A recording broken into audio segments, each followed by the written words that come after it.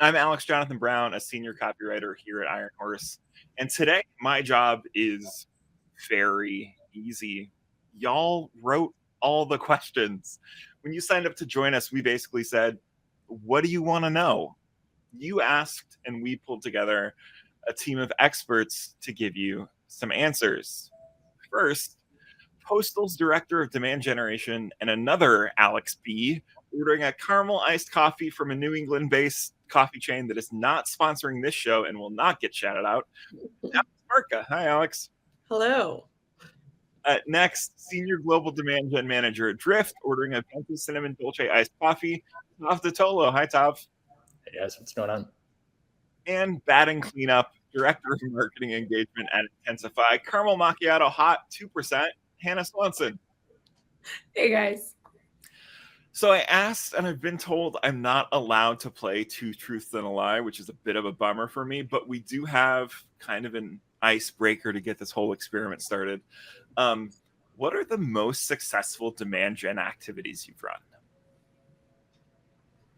And anybody can take that. I realized I didn't. I'll go ahead and kick it off. So some of the things that we've been running over the past about 2 years at Drift since I've been there have been well-produced webinars that are really focused on kind of taking an introspective look of like what would be the things that I would actually want to consume as somebody in a demand gen position. So it's really important to kind of like zoom out and kind of understand like what would I actually go to.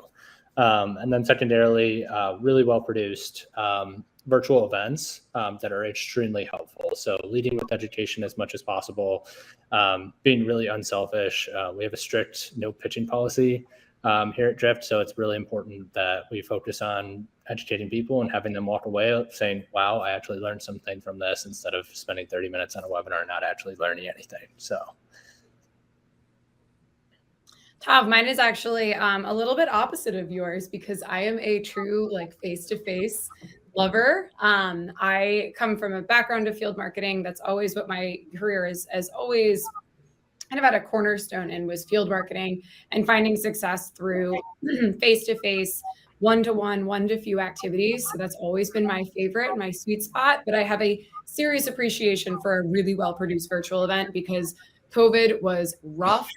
And I was actually in a customer marketing position during the bulk of COVID, where I led a user group community, and making a virtual event work in that kind of in that setting was really hard, and huge appreciation for one that's well done because it's hard to do. And but what face-to-face is where it's always had my heart. Awesome. I love both in-person and virtual events, but I'm going to talk about specifically the past couple of years at Postal. The campaigns that we've run that have been the most successful have been ABM campaigns and really holistic omni-channel ones where we're touching people across channels, email, ads, social, direct mail, and targeting a really small group of accounts, like 100 to 200 accounts for an extended period of time, and with the goal of creating, high quality opportunities at the end of the campaign. So that has definitely been my most successful tactic in recent years. Perfect. Well, thanks everybody for sharing. And again, this is coming straight from the people who are watching / signed up. If you have additional questions, feel free to throw them in the chat. We'll do our best to get to them if we do have time. But we're going to start hot, and Alex will probably kick it back to you for this. But what's a creative gifting campaign you've seen executed well? It's a very important second half of that question. Yeah, and you mentioned at the beginning, I work at Postal. We are a offline gifting platform, so we drink our own champagne. I run a lot of gifting campaigns here. But I think the most successful one is actually a part of that account-based marketing strategy that I mentioned. So we recently ran an account-based marketing campaign against a certain number of accounts. And part of that campaign included a picnic pack. So it was over the summer. And we had a really high quality pack that included a blanket, a wine opener. I think they included some snacks as well. And we sent that to people that were high intent. So they visited the website, they were searching for our competitors. They're really showing that they deserved like a high quality gift like this. I think in the gifting space, a lot of people say, well, how much money should I be spending? And I think when you take the time to send these high quality, expensive gifts to people that are already showing intent or some sort of interest in you, we've seen really high conversion rates. And making it seasonal, like the picnic pack element, always helps as well. I can tack on with some things that I've run in the past.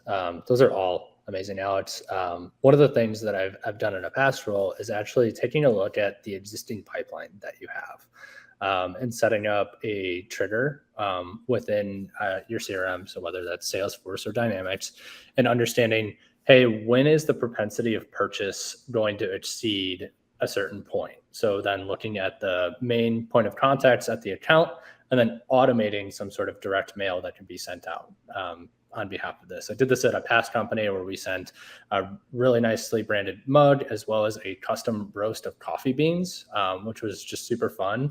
It had some fun branding on it with we called it Boom Roasted, pulled out all the stops and used the Office reference, but it was super fun, super well received. Saw a lot of love across social for people that had received it before, but it's a great way to engage the people that are already in the pipeline and considering purchasing from you. It's not a bribe. It's just kind of a nice gesture at that point, just thanking them for their time and effort that they're going into evaluating it. And it goes a really long way.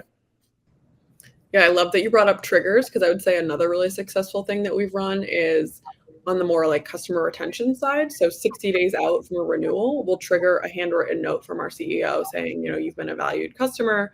What can I do to keep your business? So it's not just for top of funnel. It also helps a lot with customer renewal and upsell. Awesome. All right, let's move on. If nobody else has anything on that, we'll move on to the next question. And this is a version of this question I have been asked so many times personally, so I'm very excited to hear y'all's answers.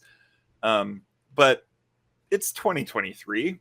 How are you utilizing AI to enhance your marketing output, or just how are you using it in general? Someone make this make sense to me, please.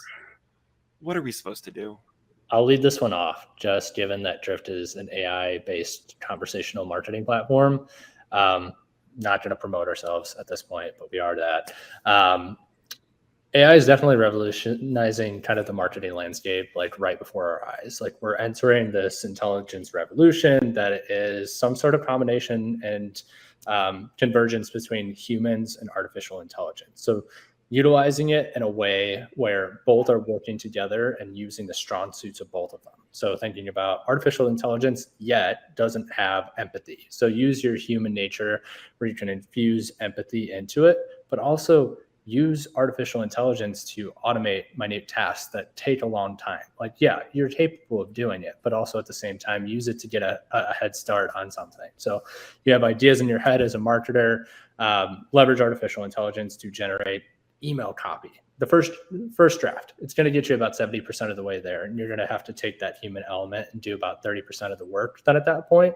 But that just took down the amount of time it took you to write that email from 25 minutes to 10 minutes. And it's just a huge efficiency and time saver then at that point. One of the tools that I'm personally using that I'm just absolutely in love with for kind of riffing with for subject lines, email copy, webinar abstracts, virtual event, talk tracks, different things like that, is Jasper.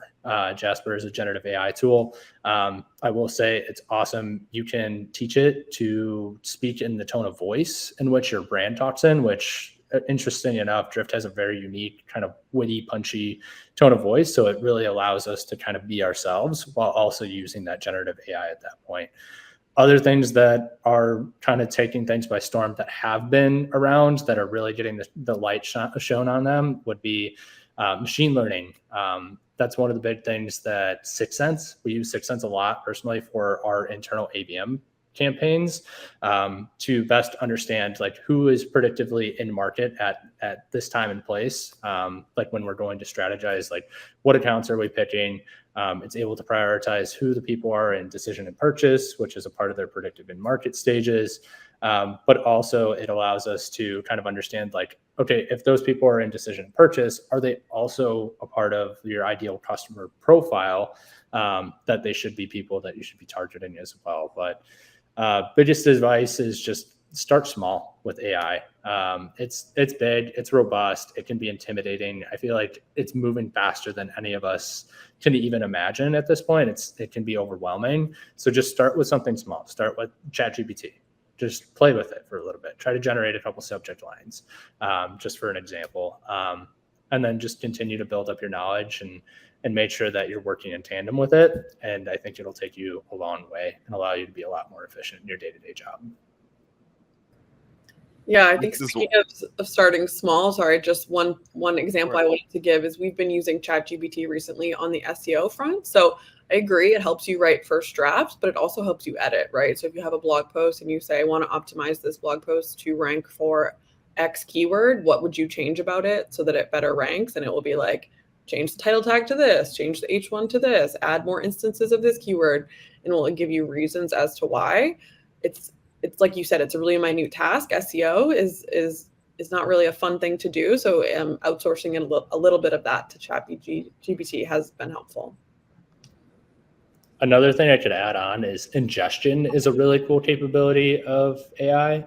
So if you like a way that a brand is speaking, or you really like the content that people are putting out, you're able to basically give that information to ChatGPT, to Jasper, whatever generative AI tool, and it's able to kind of decipher and then help you write like that person or individual, and can take you to that 70% mark as well.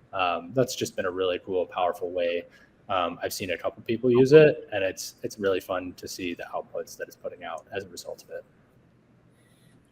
One of the things, as I get to like sort of answer a question, I'm very excited, as a copywriter, on our writing team, we basically think of ChatGPT as, what if we hired like the worst writer on our team? Like there's a new bad writer on our team that we can throw things at, and then we know somebody has to go fix. But even doing that, you do save so much time. And I'll also say, from a marketing standpoint, I don't know how long this will last, but we're still very much at a period where like content about AI is going to get clicks. So if you're working on your blog, like figure out what your tie-in and what your excuse to have that content exist is. And you're still getting like a nice little bump just because everybody's talking about AI so much. Also, everybody get really good at prompts. It's such a big thing that really makes it all work better. But this is not, we did our AI webinar like months ago. Let's talk about other stuff. And Hannah, we'll bring you in on this one. What are some of the best ways to use intent data? I know I said we weren't talking about AI, but this is another like very buzzy, like people are talking about intent data pretty much constantly, at least around here. For sure. So what have you seen as far as best ways to use it? Yeah, for sure. I mean, I think it's kind of a loaded question, right? And I could definitely go on for hours because I work at Intensify. And, you know, we could talk about possible tactics, how you could get the most out of your investment. There's a million different ways to arrive at what works best for you. And also, if you're like brand new to it and you have it and you don't know what to do with it, shameless plug, we are doing a webinar next Wednesday. And we're going to go through all the marketing use cases. So like, go to my LinkedIn if you want to watch it, but I digress. I think if you're brand new, right? And I think we ran a survey last year and it said something like 92% of teams have some form of intent data. But only something like, I think it was 45% have a strategy that they were confident about how to use it. So I think it's fair to say that most people don't really know where to start. So I think at a high level, I would just start with your marketing core use cases. Assuming everyone on this is a B2B marketer. There's definitely sales and CS use cases too, but for the marketing, I would start at the top and say like, play around with it for your target account list development at like step one. And then you can take it a step further and say, look at messaging and content selection. And then when you nail that, you can start deploying some demand gen activities against that, like display advertising campaigns or content syndication campaigns. And then as those are running, you can take a look and say, okay, this is doing really well. Maybe we should pull back, or, you can find out about other accounts that are in market that are showing interest that you might not have previously seen. That you can also then take that and start doing account and lead scoring against that data. And I guess if you wanted to, I think this is kind of a level 2 kind of use case, but like a churn reduction or a competitive intel use case, you can use intent data for as well. But like, of course, deploying all of those use cases, I think, is probably a lofty goal if you are just getting started. My advice is just like testing in pieces. Like I said, there's a million different ways you can use this, and there's so many ways you can arrive at success. I think it's just a matter of what's going to work best for your organization. And I also think a big aspect of this is taking it a step further outside of marketing and saying, like, sales, do you understand this treasure trove of data that we have, and use that and help and empower them to use that data and say, okay, here's how I'm going to prioritize my outreach in tandem with what marketing is doing. I talk to so many of our customers, and really there's only a handful so far, and they're the ones that we pull case studies from because they're doing it right, are the ones that are saying, my sales team has access to the Intensify platform, and they're looking at the UI, and they have their account lists in there, and they're looking at who's doing what, and they're making calls and making outreach based on that. So in a nutshell, I think test, but figure out what core use cases from a marketing perspective are going to move the needle for you faster. And if you want to deep dive on that, we're doing a webinar on Wednesday. So Hannah, I love the use case around educating your sales team to be empowered with that intent data. It's such a strong use case for that intent data, because then you can take those keywords or different things that people are taking a look at and personalize everything that you do. Like, we're living in this account-based world where we want to be extremely relevant, timely, and that intent data that's being served up on a silver platter to that sales rep, it could be the difference between converting on a cold call, converting on a cold email, and not. So it's just such an incredible place to start. Like, ensuring that your ICP is correct, right? Or like, I think a lot of people may run into this issue where it's this too broad or too narrow. You might realize if you're in a too narrow situation that something from, someone from an industry you might have never thought would fit nicely and be a good customer for you is actually, researching your solution heavily. Or, you might realize the opposite of, we're casting way too wide of a net. Our message isn't landing. We need to reel it in and make it a lot more personalized. So that way we get the right customer right now. And, and we're giving them the tools to solve like a pain. So. Yeah, I'll just add on to that, and I'll say I think sometimes intent data can feel overwhelming. To Hannah's point, like, there's almost too much information at times. And I think what I've really done to make it more focused is used it entirely for account selection. So when we're doing these ABM campaigns, making sure that we're using intent data. But what I used to do in the past is the beginning of a quarter or beginning of a year, I would say, okay, here are all the accounts that are showing intent. Let's target them for the next 3 to 6 months.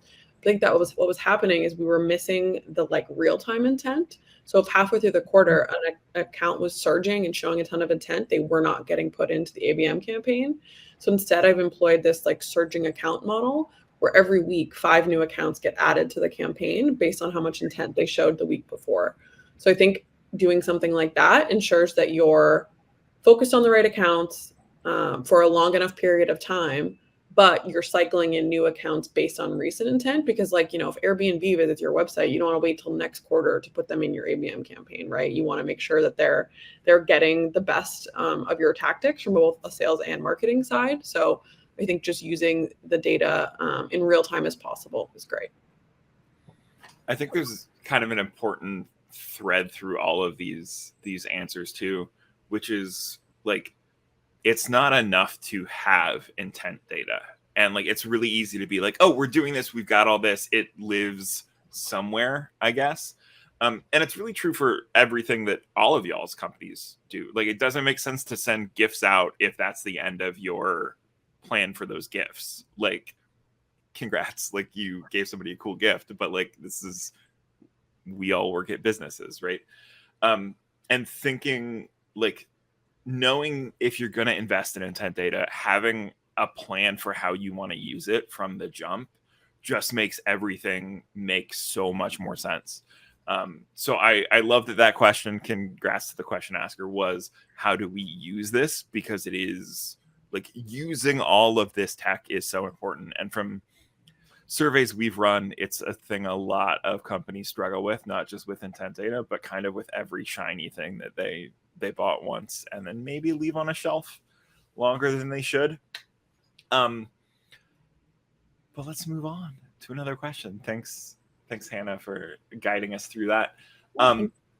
What is a useful hack or tool that you use to surface impactful insights that really change how you focus to personas? We just talked about how important ICPs can be. But how do you, again, back to that thing of, okay, we've got an ICP. Awesome. Now, how do I use that? And how do I really leverage that knowledge other than, again, it's a cool thing that lives in my Google Drive? Yeah, I can speak to that. We actually just invested in a tool a couple of months ago that I think is really a great hack. It's called User Gems. And basically it looks through all of your data in your CRM as well as on LinkedIn and finds job changes. So basically it finds people that are used to be at your customers that move to your prospects. So if someone was at one of your customer accounts, they were your ICP, they were a champion, and they moved to a prospect, that's a great person to reach out to, right? That's who you should be directing your outreach to from an SDR perspective, from a marketing perspective. They should be the ones getting the gifts, to your point, like making sure that you're directing your spend and the resources in the right way, not just from a company perspective, but also from a person perspective, is huge. So we've loved using User Gems. They surface those insights right into your CRM or right into even like your outreach or SalesLoft instance. And we've already reaped a ton of benefits, got a lot of great opportunities from that. That is so smart, especially like right now. I remember reading a while ago, years ago, saying that the average lifespan of, I think, of a CMO was something like 18 months. Mm-hmm. I can't even imagine what that stat looks like now. I'm especially, just in the climate we're in right now with the market, and there's so many layoffs happening, unfortunately, all the time. Like, people are moving probably on the average like once a year. Mm-hmm. If you have a customer champion, like, you hold on to them. Yes. I mean, I know I've bought, I'm like a 2-3x customer of certain tech because, I know that it works really well and I know that I want to have it in my stack. And whenever I move jobs, I'm like, I know exactly who to call. So that's really interesting because you're not always going to have those people that are like me and call up your account reps. We can't, and not everything works out like that. So that's really cool. I actually want to look into that tech for our own use case. Sure.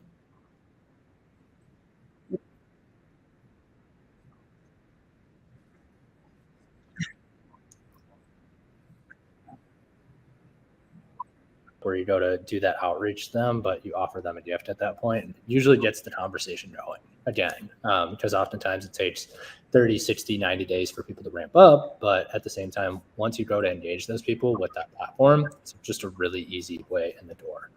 Another thing I would say is just take a look at your existing closed won deals within your CRM and understand the titles that are coming out of it. It's just seems like such an easy thing to do. But then building out like persona sheets, we actually do this internally at Drift, where it's basically Mike the marketer or Mike the demand gen person is this, and this, and all of their buyer points. It's just super helpful from both a marketing and a sales perspective of really speaking the right language to those people. So when we model our upcoming virtual events or whatever it be, like we're speaking to those individuals that are going to be the buyers of our company, like our company eventually. So it's just a really nice hack to have in your back pocket. Perfect. I think there's an interesting switch in there too of like, there are times when you're marketing to the persona, and then like User Gems is a great example of when you start marketing to that person, and it's not a job title. It's like a real human being who has like a dog probably, right? And like making that connection with that person, especially in a time when turnover is so high, like becomes so valuable because, as everybody just said, it's such a good in. Like, it's the easiest in the world. If somebody who loves you goes and works somewhere else, like, yay. Okay. I mean, I hope everybody stays in their job forever as long as they love it. But if they don't, I hope they find new opportunities. listen, the world's a complicated place. Speaking of complicated things, though, what a great segue. This is across the board, I think, for anybody who's working with content stuff, always a problem. For B2B companies with longer sales cycles, how do you prove the ROI of content marketing? I wrote a blog post. I think it's great. Hopefully somebody who reads it now is going to buy something 3 months from now. But I have people asking, why did you spend 3 hours on that blog post? Question mark, question mark, question mark. Like, what's the best way to tackle that problem? Is there a good way? Short answer is that a lot of content marketing that you're doing is for brand awareness then at that point. Like, you're building the rapport with the individuals that you're reaching with your content. And a lot of times that content is hitting them at a time where it might be top of mind for them, but it may not be the right time for them to purchase. So it's really, really hard to kind of quantify the success of that content marketing in real time. Because a lot of times you could read a piece of content from a company and be like, oh, I really like that company now. They actually helped me a lot in this moment. But they're not going to come back to you in a year, maybe even 2, when they're actually going to be able to afford it or purchase it or whatever it be. But really, like, content is definitely a long game. I will say that. If your CEO is really keen on seeing those immediate results, sorry, that is my dog. I'd recommend getting your content like from the jump and just making sure that you're putting that like campaign response in real time so that you can track the long-term effects of the content and reestablish kind of the expectations that CEO is having of you. So maybe you switch, maybe not from pipeline or even revenue from that content. Maybe that's something you evaluate every 6 months, not on a monthly basis. That's almost too fast to even quantify something like that, because the average sales cycle for a lot of companies is way above 50 days, which is over a month. But maybe align on targeting the right people with that content. So like, of the people that have downloaded that content, how many of those or what percentage of those people are downloading from your ideal customer profile that you're targeting on a regular basis, and really making sure that like you are getting that content in the right hands of the right people at the right time then at that point. I think so much of that too is expectation setting from the jump. Like you said, like if you need to reset, hopefully you've set in the first place and just said like, yeah, if this is what we're doing, it's going to take a minute. And like, we have a million examples of how it's worked in the past, but like, don't come to me the day after something's gone up and ask how many conversions it's got. Like, probably none yet. That's okay. That's the plan. That's how this works. And setting the stage and saying, kind of reversing it on if it's your CEO or whoever is asking and saying, have you ever read one blog and then knocked on their door and said, I would like to buy your software, please? It's the long game. And you have to say that was just like the first piece of the puzzle. And then it's our job to create, this is part of like this, very long, probably buying cycle. And it's our job to create a nice one that makes them feel very educated and supported throughout to get to the purchase. Yeah. I think whatever early indicator metrics you can share, because I know I've given this answer to CEOs before and they don't accept it. So whatever early indicator metrics you can share, the better, right? Like, of our 200 target accounts, 10% of them viewed this content, or of the, decision maker above persona, the majority of the downloads were from decision makers. Whatever it can be, to show that you're on the right track, I think can be helpful. One last thing I will say before you jump in is that there is a way to take a look at all of the campaign responses. So maybe one way that you can prove out the fact that you need content for every stage of the funnel is look at a closed won deal. Now go look back at the campaign responses that happened and look at how many things that they either downloaded, they looked at, they went to the website as a result of it before they even made that purchase decision. Because I guarantee you, I think there's some stat out there now where people that make a purchasing decision do at least 30 activities prior to making a purchase. I don't have a site for that, but I briefly remember that was a number in my head. But yeah, it's just, there's such a long tail to it. And like, you also have to break it out from a top of funnel, middle of funnel, and bottom of funnel side of things of like, it's going to require a lot of work and a lot of different pieces of content at each stage of the funnel to get somebody over the line then at that point. And thanks for keeping us honest with your answer there, Alex. Like, yeah, sometimes just telling the CEO it's going to take a while it's a good way to have user gems be really relevant to you and your career. One last thing, and then we'll get out of here. Everybody's been really coy about saying like, I'm not here to plug my company. Like, come on. But relatedly, what are some creative co-marketing projects you've done with partners? I can take this one. And I'll say this, like, I could go on for so long here, but it's already 2:30, actually. So I will keep it brief and say, the most creative you can get here, the better. And if it feels cheesy at first, like, it's okay. It will be okay. And I say that as a caveat here, because my favorite co-marketing partner campaign that we've done in my career, I've always, with the exception of a very short, not very short stint, like a year and a half or so at Oracle before I came back to B2B, like startup marketing and mid-market land, which I love. Our budgets have always been kind of tight. So I've always, had to figure out how to make this huge impact on pipeline without spending 200 hours a week on it and, millions of dollars. So I've always liked to, take as many partners as I can, bring them in to divide and conquer on, producing and dividing and conquering the spend. My favorite one that I've done was we ran a like scavenger hunt kind of thing at a conference. One of my biggest goals at every single big giant industry conference I go to is how to boost engagement while we're there. So that way it feeds conversations and feeds pipelines for like a quarter or two after we get home. So what we did, we put little like tokens that people had to collect at each partner's activation. So their booth, if they had a speaking session, if they had a meeting space or a field event or whatever that may be, they could grab a little token at each stop. And at the end of the week, if you kind of collected them all or collected a bunch of them, there was tiers of prizes, and we would give away like free trials or consulting sessions or whatever it may be. Each partner would, have some skin in the game.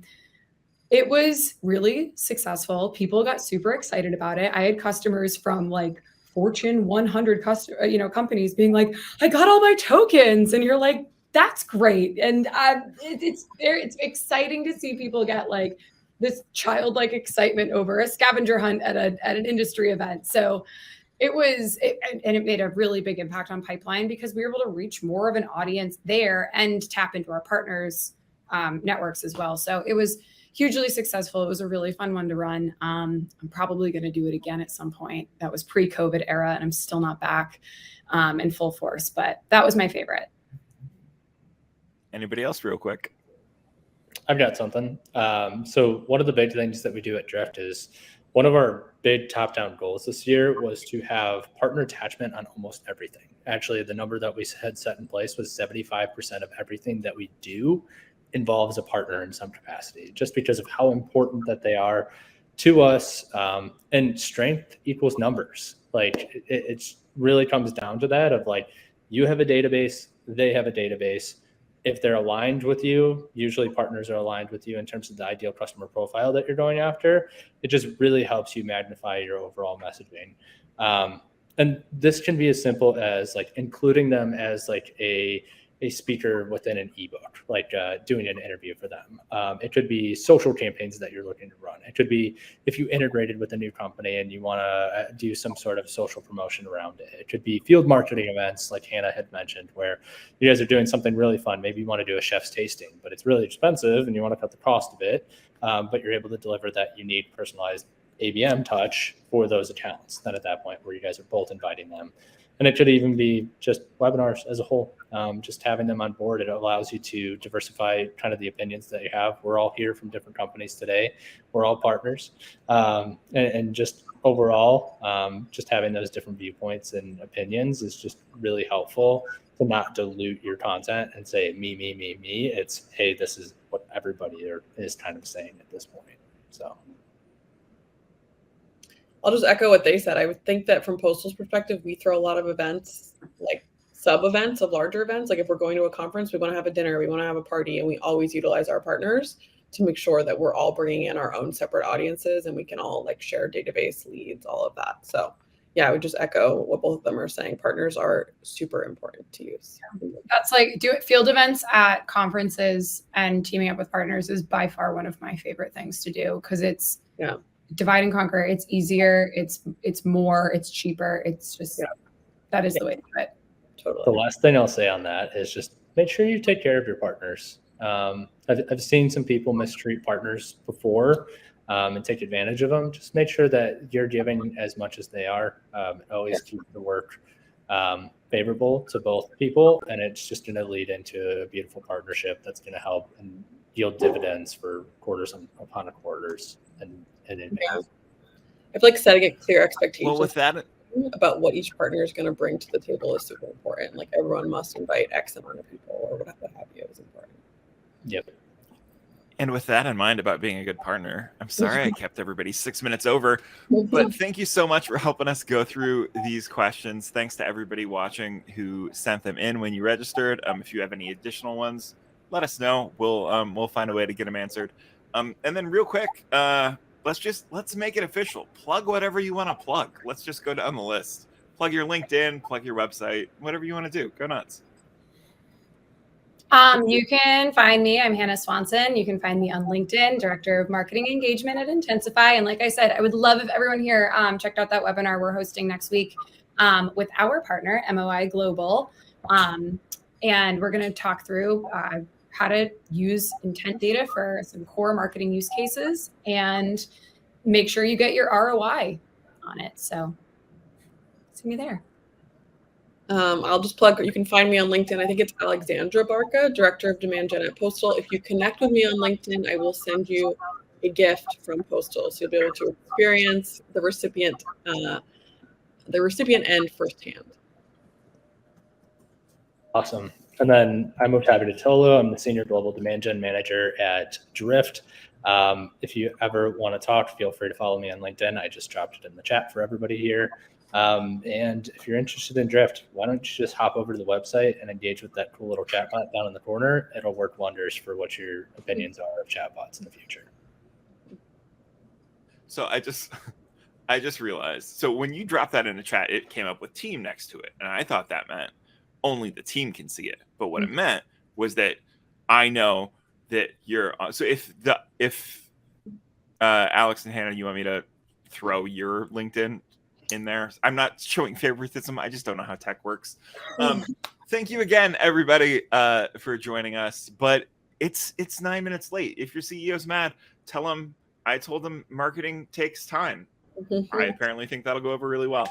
Thanks for joining us. Keep an eye on ironhorse.io to see what our next coffee break is. And until then, coffee break's over. Let's get back to work. Thanks, everybody. Thank you.